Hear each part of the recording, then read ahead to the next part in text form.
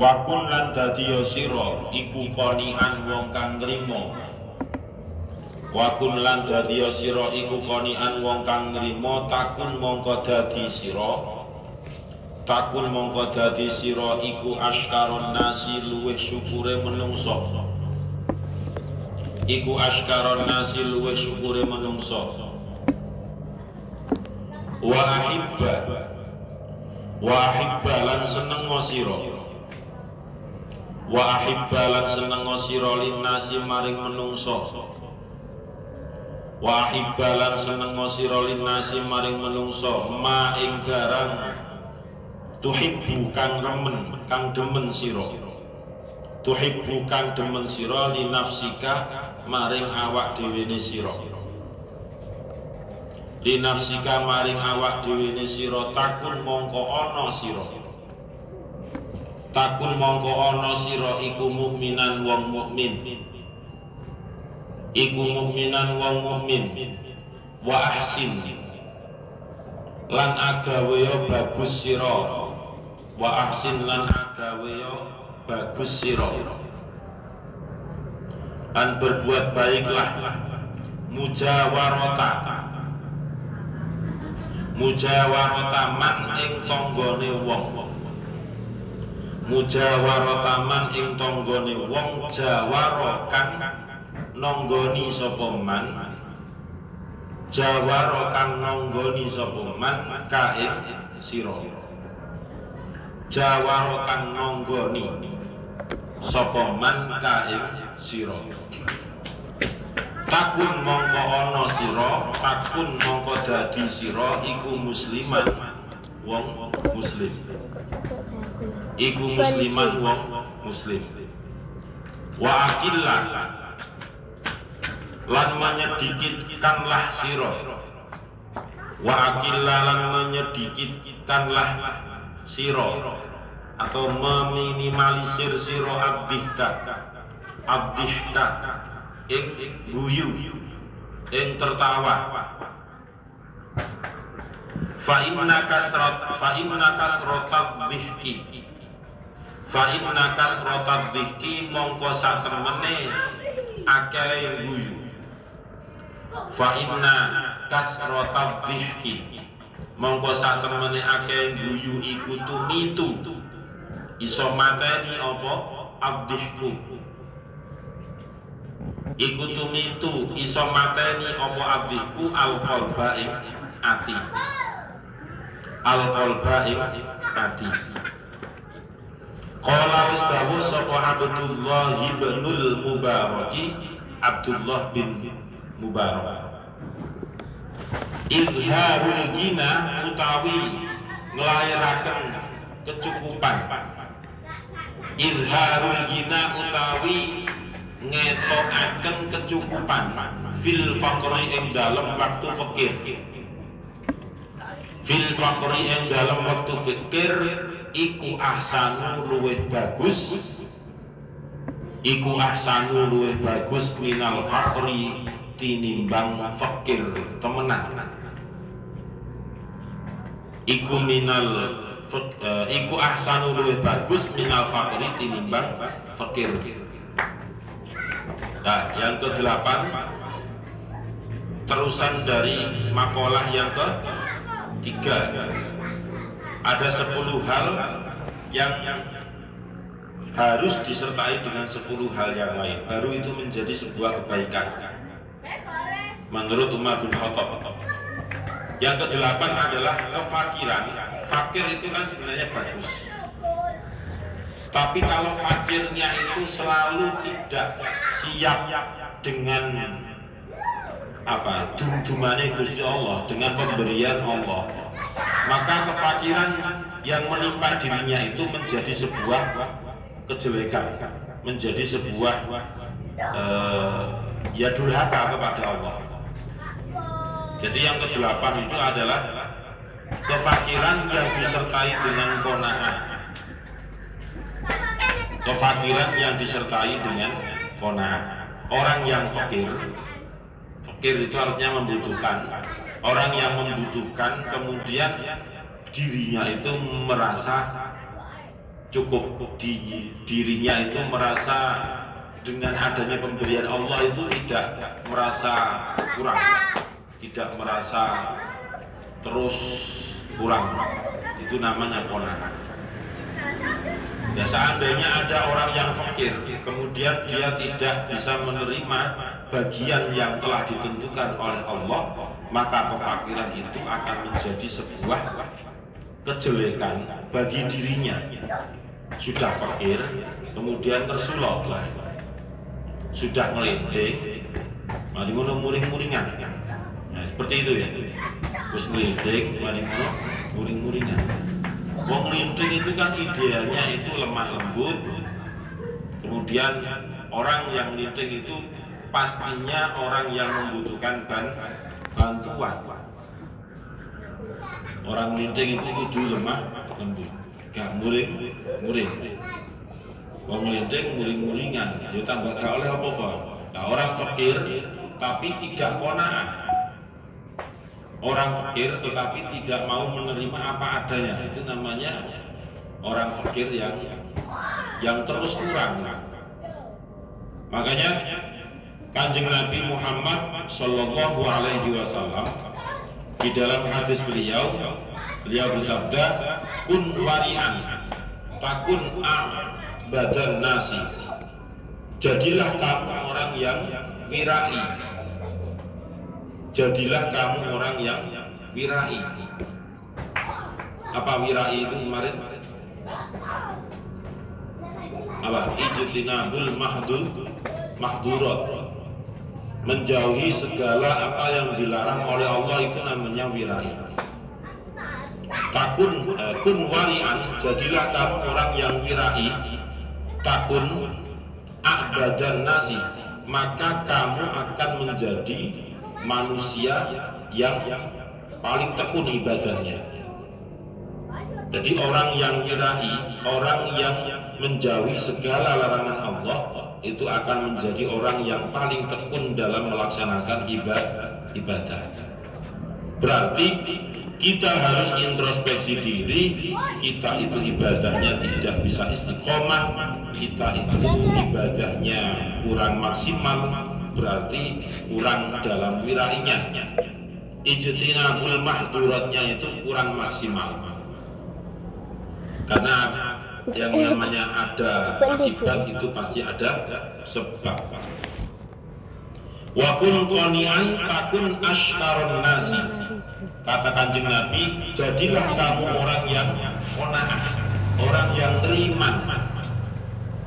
Kalau sudah teriman, kalau sudah menerima apa yang telah ditetapkan oleh Allah, takun asykarun nasi, maka kamu akan menjadi orang yang paling bersyukur.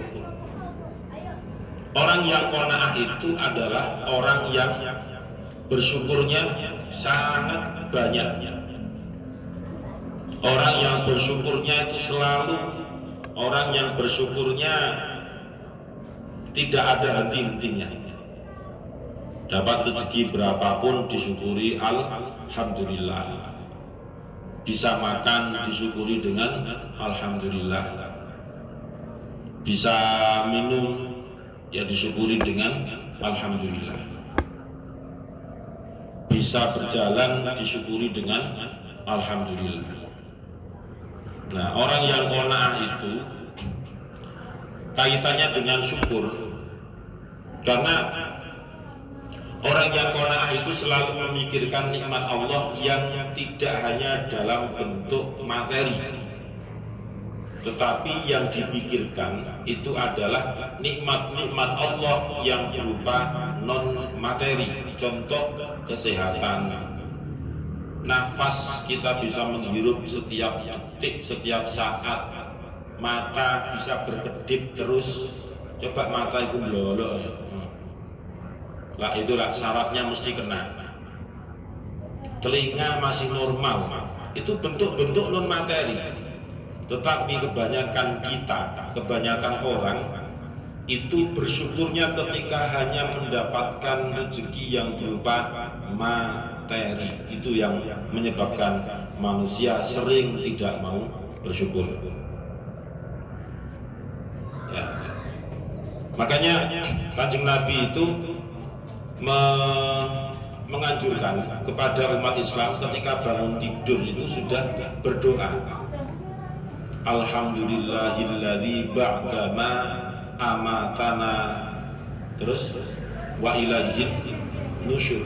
Nah, itu adalah sebuah anjuran dari Kanjeng Nabi untuk selalu mensyukuri nikmat Allah setelah ditidurkan oleh Allah, kemudian bisa dibangkitkan kembali, ruhnya bisa menyatu dengan jasad dalam keadaan sehat, dalam keadaan normal.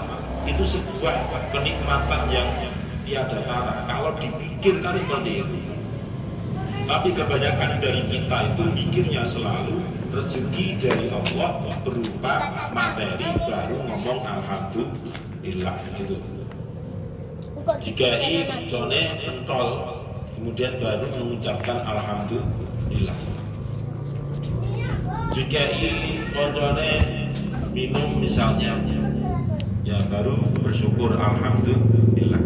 Tapi dia lupa dengan apa yang telah dianugerahkan oleh Allah berupa sakujur tubuh.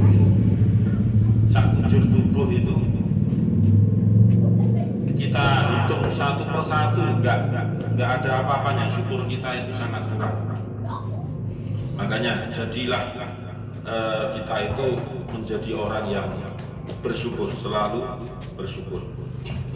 Wa ahibba linnasi ma tuhibbu li nafsika. Wa ahibba linnasi ma tuhibbu li nafsika takun mu'minan.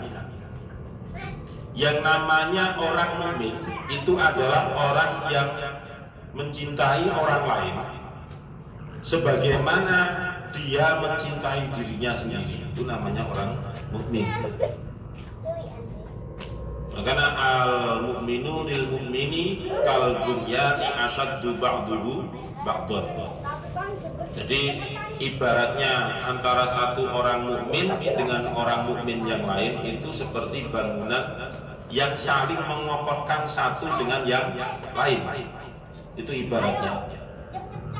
Ono koncone orang mukmin disakiti tanpa sebab yang jelas, maka dia bisa membantu, tidak terima dan sebagainya. Itu adalah sebuah gerakan moral. Ya. Jadi ada semacam reaktivitas, ada reaksi, walaupun yang disakiti bukan dirinya. Kemudian ketika temannya berupa yaitu orang mukmin mendapatkan kenikmatan, dia itu juga ikut senang.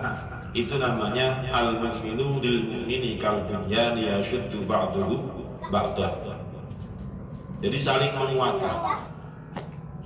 Tapi ketika maksiat ya jangan, itu nggak berlaku untuk maksiat ya. Untuk pegawai dalil lain. Al-mu'minu lil mu'mini kal bunyani yashuddu ba'duhu ba'dan. Contohnya nyempet, dia nyempet ya nggak bisa. Itu namanya bukan saling menguatkan, tapi saling menyempet. Kemudian orang mukmin, orang muslim, wa ahsin mujawarata man jawaraka takun musliman. Yang namanya orang muslim itu memperbaiki hubungan dengan tetangga dekat, dengan tetangga kanan kiri. Itu adalah sudah menjadi ciri khas orang muslim. Ya, menjadi ciri khas orang muslim. Ya, antara ahibba sama ahsin itu berbeda redaksinya. Kalau ahibba itu jauh lebih sulit.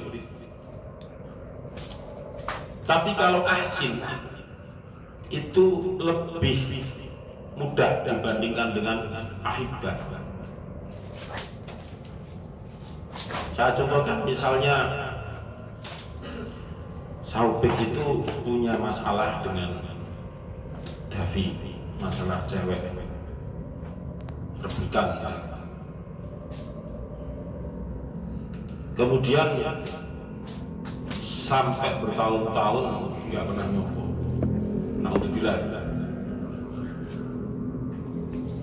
Kalau dikaitkan dengan ahibba linnasi, ya, ahibba linnasi Ma tuhibbu li nafsika, cintailah saudaramu orang mukmin itu sebagaimana dirimu mencintai dirimu sendiri. Ketika disuruh untuk mencintai atau biasalah dengan Qaddafi, Saufiknya, itu tidak bisa. Nah, makanya berat. Tapi kalau yang namanya ahsin, memperbaiki, itu maksudnya awalnya sudah baik, kemudian lebih baik lagi, itu kan lebih mudah. Ya, jadi sudah ada pondasi, tinggal di atasnya dibangun lagi bangunan, akan gitu. Enggak, kalau ahibah ini timbul masalah, dihilangkan dulu masalahnya, baru memperbaiki, itu lebih sulit. Misalnya Agung sudah baik hubungan dia dengan penjual pentol setan. Lah, untuk memperbaiki lagi kan bisa. Sing biasanya tribune cuma 3.000 misalnya, mulai untuk bengi wis ditindakno 7.000. Ya itu namanya ahsin. Memperbaiki lagi, tapi kan awalnya sudah baik. Nah, itu kan lebih mudah dibandingkan dengan misalnya Agung pangkel karo sing dodolan pentol setan. Krono pirang-pirang dino gak rene, gak disopo. Nah itu namanya ahibah, beda. Wa aqil labdihka, kata Kanjeng Nabi. Wa aqil labdihka, dan meminimalisir tertawa. Fa inna kasratal dhikki, fa inna kasratal dhikki tumitul qalba.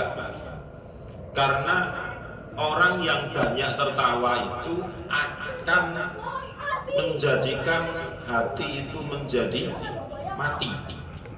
Artinya mati itu bukan tidak bernapas, bukan, tetapi akal kandhanane itu namanya tumitul qalba. Ya, makanya abdiku di At-Taubah ya, fal yadhaku qalilan wal yabku katsiran jazaa'an bima kanu yaksibun. Perintah Allah juga sama sebenarnya. Fal yadhaku qalilan, tertawalah kalian itu qalilan, dengan tertawa yang sedikit, ojo akeh-akeh ambil. Ya kita lihat sendiri, orang yang sering tertawa, maksudnya tertawa itu dalam waktu dekat mau kayak mana merojang berturut-turut. Mari lo takonono nun sukun bertemu bah kan guyu mati deh artinya, karena tidak disadari. Qala Abdullah bin Mubarak, Imam Abdullah bin Mubarak mengatakan izharul ghina fil faqri ahsanu minal faqri. Ngetok-ngetokno cukup ketika ngelinting itu jauh lebih baik dibandingkan dengan fakir itu sendiri. Itu ya. Jadi ngetok-ngetokno nglintinge ketika nglinting iku sak elek-eleke santri. Itu maksudnya hadis bukan hadis qaul ulama. Jadi memperlihatkan kecukupan ketika dirinya fakir, ketika dirinya itu merasa kurang, itu jauh lebih baik dibandingkan ngetok-ngetokno butuhe, ngetok-ngetokno fakire. Ya tadi ngelinting kemudian ngetok-ngetokno ngelintinge. Walaupun itu realitanya adalah betul-betul ngelinting, itu gak oleh diketok-ketokno. Ngetok-ngetokno ngelinting itu piye? Ya contohnya bekas jajan, koncone sing mari duwe dhuwit jajan lugur ning gone keramik didilati, ya itu namanya kan ngelinting. Itu memperjelas kemelintingannya. Jangan seperti itu. Terus anu koncone itu pentol mari wis entek kan bumbune biasanya kan jauh ning gone plastik dicupuk. Padahal ning sampah. Baru dipangan, begitu ngetok nglintingi kenemen. Alhamdulillah ya. Walau bil atu lan ora keluhuran. Wala rif'atu lan ora keluhuran aifin nasabi tegese ing dalem nasab, wal hasabi lan ing dalem kedudukan. Bighairi tawadhu'in kelawan tanpa andap asor. Bighairi tawadhu'in kelawan tanpa andap asor. Wa huwa utawi tawadhu iku al istislamu pasrah lil haqqi maring kebenaran. Wa tarkul i'tiradi lan ninggal nentang. Wa tarkul i'tiradi lan ninggal nentang alal hukmi ing atase hukum. Alal hukmi ing atase hukum.